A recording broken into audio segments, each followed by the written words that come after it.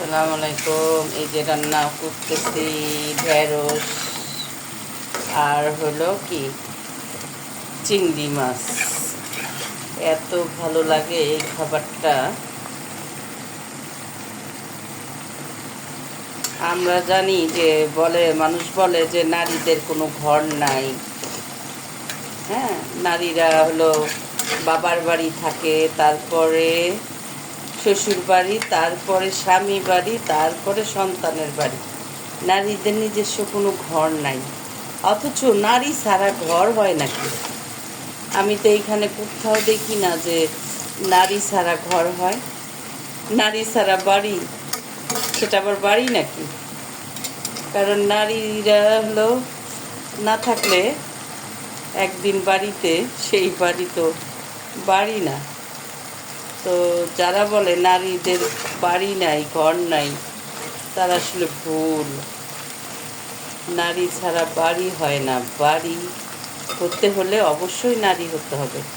একটা নারী যত যত্নশীলভাবে বাড়ি করে, বাড়ির কাজ করে, কেউ পারবে এরকম করতে? কোনো ছেলেরা যতই পোষক কাজ করুক না কেন তারা বাইরে, কিন্তু বাসার কাজ নারীদের এই বাড়িতে নারীরাই সুন্দর কাজ করে।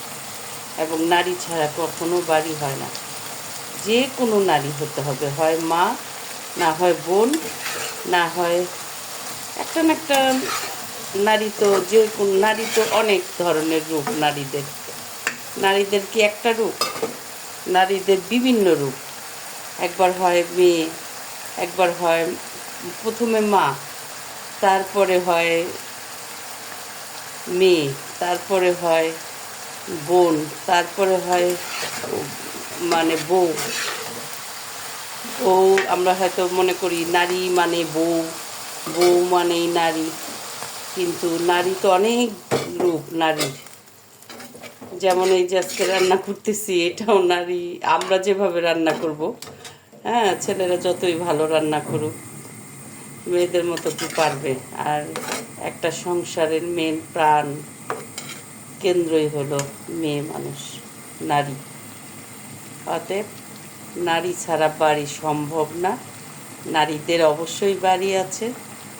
আর নারীদের বাড়ি, এখনকার নারীরা আর ওই রকম নাই যে তারা দুর্বল, শিক্ষিত হয়ে পড়ালেখা করে নিজেরাও বাড়ি করতে পারে।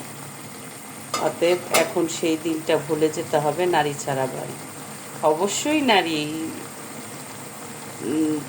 বাড়ি থাকতে গেলে নারী থাকতে হবে, নারী থাকতে গেলে বাড়ি থাকতে হবে। আল্লাহ হাফেজ।